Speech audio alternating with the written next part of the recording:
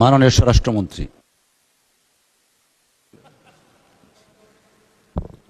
মাননীয় স্পিকার, আপনাকে ধন্যবাদ। তা আমাকে বেশি বলে সবাই সমালোচনা করি, তিনি এক কথায় সব রাজি হয়ে গেছেন, আলোচনা নির্ধারণ করেন, সময় নির্ধারণ করেন, হপস লপস রসুর বই বাইর করেন, সংবিধান, জুলাই জাতীয় সনদ এবং সংস্কার বাস্তবায়ন আদেশ সবকিছু দেন, তারপরে ডিবেট হবে, আলোচনা হবে, কি ভায়োলেট হয়েছে না হয়েছে হবে। কিন্তু আমি একটু বিধি মানা লোক, আমি একটু বিধি অনুসারে কথা বলি। মাননীয় স্পিকার, আমার পয়েন্ট অফ অর্ডার হচ্ছে, প্রথমে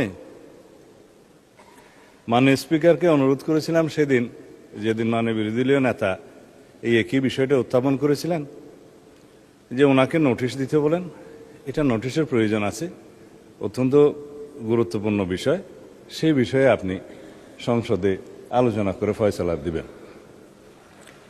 বিধান হচ্ছে জন গুরুত্বপূর্ণ বিষয়ে মুলতবি প্রস্তাব। Rule 62, rules of procedure, notice উনি দিয়েছেন। নোটিশে একটা কপি সৌভাগ্যক্রমে আমি পেয়েছি এখানে টেবিলে।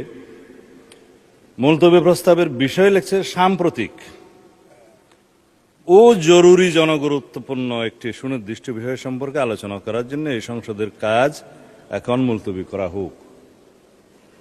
নোটিশ তো দিতে পারবেন আপনি জরুরি গুরুত্বপূর্ণ বিষয়ে, জরুরি জনগুরুত্বপূর্ণ বিষয়ে নোটিশ দিতে গেলে তো আপনাকে অন্য বিষয়ে যেতে হবে, আর বিধি 68-এ যেতে হবে। This is my point of order. এবং সেখানে আপনি সময় পাবেন আধা ঘন্টা আলোচনার। এখন যদি আপনি সংশোধন করতে চান, সংশোধন করতে পারেন। মাননীয় বিরোধী দলীয় নেতাকে সংশোধিত নোটিশ আবার দিতেও বলতে পারেন, আপনার রাইট আছে। You are milord of the house, অভিভাবক, ইউ ক্যান ইন্টারপ্রিট। এই পার্লামেন্টে আপনি সবকিছু সংশোধন করতে পারবেন।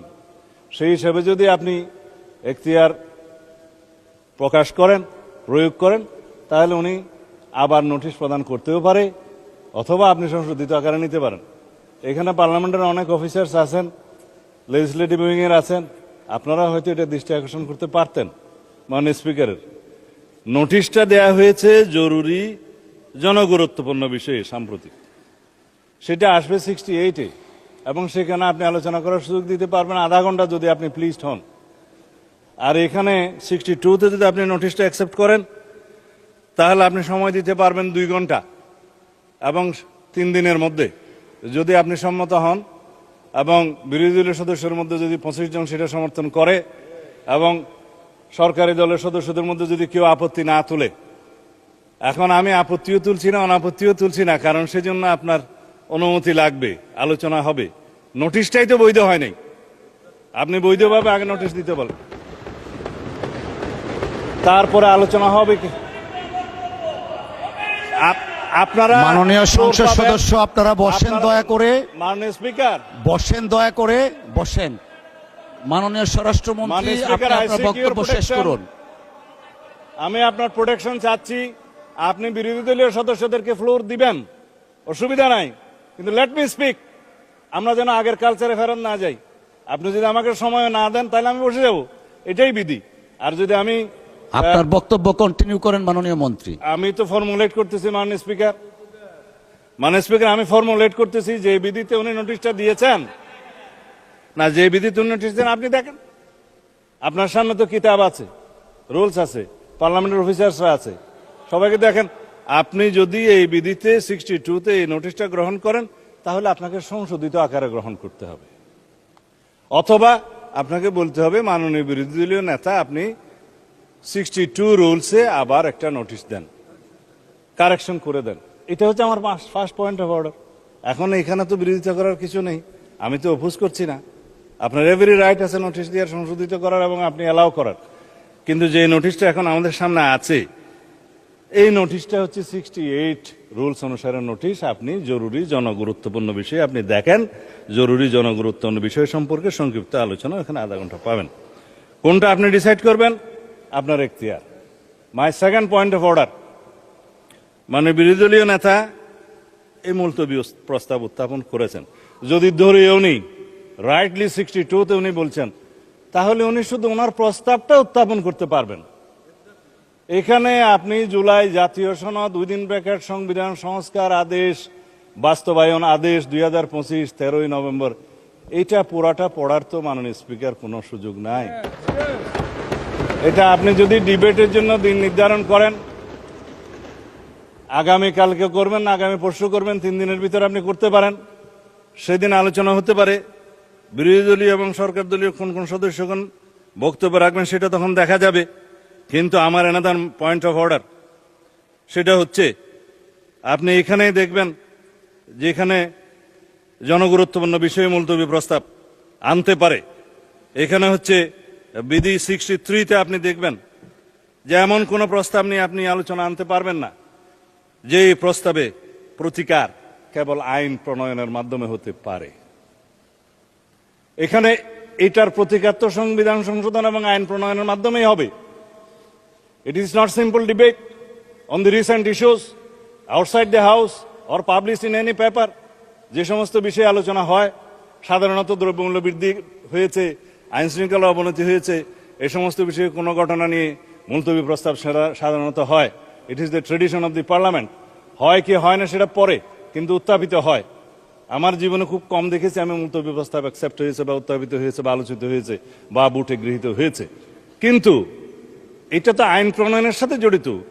আপনি বিধি 63-তে দেখেন যে বিধিটা 63-তে বলা আছে যে বিষয়গুলো আইন প্রণয়নের মাধ্যমেই সমাধান হতে পারে, সেই সমস্ত কোনো বিষয় জরুরি গুরুত্বপূর্ণ বিষয় হিসেবে মুলতবি প্রস্তাবের জন্য আসতে পারে না।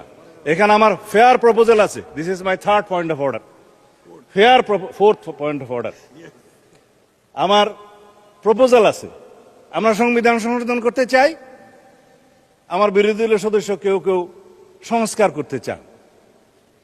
পার্লামেন্টের ল্যাঙ্গুয়েজ হচ্ছে কনস্টিটিউশন হয় প্রণীত হবে, অথবা রহিত হবে, অথবা স্থগিত হবে, অথবা সংশোধিত হবে। আমরা এখানে সোভারেন পার্লামেন্টের এখতিয়ার নিয়ে এসেছি, সোভারেন জনগণের। আমরা এনাক্টমেন্ট করতে পারবো, আইন প্রণয়ন করতে পারবো, এবং সংবিধানও একটি আইনের মাধ্যমে, বিলের মাধ্যমে এসে সংবিধান সংশোধন হবে। সুতরাং সংবিধান সংশোধনের জন্য let us form a constitution reform committee here. Position এবং অপোজিশন সবগুলোকে নিয়ে, সবাইকে নিয়ে সংবিধান সংশোধনের জন্য আমরা কাজ করি। এবং আমাদের গুরুত্ব দিতে হবে জুলাই জাতীয় সনদ, যেটা জাতির সামনে সংসদের দক্ষিণ প্লাজায় সবাই স্বাক্ষর করেছেন, একটা ঐতিহাসিক রাজনৈতিক সমঝোতার দলিল। আমি এটার বিরোধিতা করছি না এই জন্য যে দলিলের মাধ্যমে সংবিধান পরিবর্তন হয়ে যায়নি, সংবিধানের কোনো বিধান পরিবর্তন হয়ে যায়নি, কোনো অর্ডিন্যান্সের মাধ্যমে সংবিধানের কোনো কিছু ডিলিট হয়ে যায়নি। সেটা জায়েজ আছে, কিন্তু প্রস্তাব করা যায়।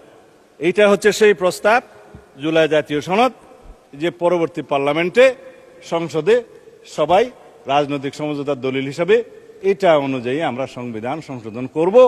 এবং যে সমস্ত রাজনৈতিক দল ম্যানিফেস্টোতে অন্যান্য বিষয় উল্লেখ করেছে, সেই ম্যানিফেস্টো অনুযায়ী জনগণের ম্যান্ডেট পেয়েছে, আমরা 51% ম্যান্ডেট পেয়েছি। আমরা সেই মতো আমাদের ইশতেহারে উল্লেখিত অন্যান্য বিষয়গুলো যেগুলো সংবিধানকে টাচ করবে সেখানে এগুলো আনতে পারবো, এবং অন্যান্য বিষয়গুলো হয়তো আইন কানুন পাশ করে করা যাবে। যাই হোক, আমরা যেমন কৃষি ঋণ মওকুফ করেছি, সেটা আমাদের ম্যানিফেস্টোতে ছিল, ম্যান্ডেট ছিল, এটার জন্য সংবিধানে টাচ করতে হয় নাই। এখন আমার প্রস্তাব হচ্ছে, মাননীয় স্পিকার, আমরা কি আইন প্রণয়নের মাধ্যমে যেটা ফয়সলা করতে হয় সেটা কি জরুরি গুরুত্বপূর্ণ বিষয় হিসাবে এখানে ডিবেট করব, নাকি করব না? আমরা কি পার্লামেন্টের একটা সংসদীয় কমিটি ফর্ম করব, যেখানে সংবিধান সংশোধনের জন্য সবাই প্রস্তাব দিবেন, বিরোধী দল, সরকারি দল, স্বতন্ত্র সদস্য থেকে সবাই মিলে আমরা সেখানে প্রস্তাব নেব, এবং একটা নির্ধারিত সময়ের মধ্যে আমরা সেই রিপোর্ট এই পার্লামেন্টে প্রদান করব। এবং সেই কমিটি ইচ্ছা করলে পার্লামেন্ট এবং পার্লামেন্টের বাইরে দেশের সমস্ত সংবিধান বিশেষজ্ঞ এবং বিশিষ্ট জন, স্টেক হোল্ডার, পত্রিকার সম্পাদক সহ সবাইকে আমরা ইনভাইট করে তাদের মতামত নেব। এবং আমরা জাতীয় ভিত্তিতে যেটা আমরা সম্মত হয়েছি, যে জুলাই জাতীয় সনদ যেভাবে স্বাক্ষরিত হয়েছে উইথ নোট অফ ডিসেন্ট, যারা জনগণের ম্যান্ডেট প্রাপ্ত হয়েছে সেই নোট অফ ডিসেন্টগুলো ম্যানিফেস্টোতে উল্লেখ করার পরে সেই হিসাবে যাব, নাকি শুধুমাত্র আমরা এখানে ডিবেট করে মুলতবি প্রস্তাব গ্রহণ করা হইল, হ্যাঁ অথবা না বলেন না করছে, এগুলো সেখানে যাব? মেজরিটির ভিত্তিতে আমরা যেতে চাই না। আমরা সমঝোতার ভিত্তিতে জাতীয় সংসদে একটি এমন সংবিধান সংশোধন করতে চাই যেই দলিলটা আমরা জুলাইয়ের গণ অভ্যুত্থানের শহীদের আকাঙ্ক্ষাকে আমরা ধারণ করতে পারি। আমরা বাংলাদেশের মানুষের পরিবর্তিত পরিস্থিতিতে সকল প্রত্যাশাকে ধারণ করতে পারি। সেই জুলাই গণ অভ্যুত্থানের শহীদের আকাঙ্ক্ষা, প্রত্যাশা, জনপ্রত্যাশা, বিরোধী দল এবং সরকারি দল সবাই মিলে যারা সংসদের বাইরে আছে তাদেরও মতামত সহ নিয়ে আমরা এমন একটা দলিল রচনা করি যাতে করে আমরা অনেক দিন এই দলিলটা নিয়ে কাজ করতে পারি। অনেক দিন বলার কারণ হচ্ছে সংবিধান মানুষের প্রয়োজনে, দেশের প্রয়োজনে, সমাজের প্রয়োজনে, চাহিদা অনুযায়ী সময়ে সময়ে অবশ্যই কিছু কিছু বিধান পরিবর্তন করতে হয়, সময়ের দাবি। সেই জন্য আমরা একটা পারপিচুয়াল নেচারের অ্যামেন্ডমেন্ট করি যেটা অন্তত দীর্ঘদিন পর্যন্ত আমাদের এখানে থাকবে। আমরা সেই সংবিধান নিয়ে আগাতে পারবো।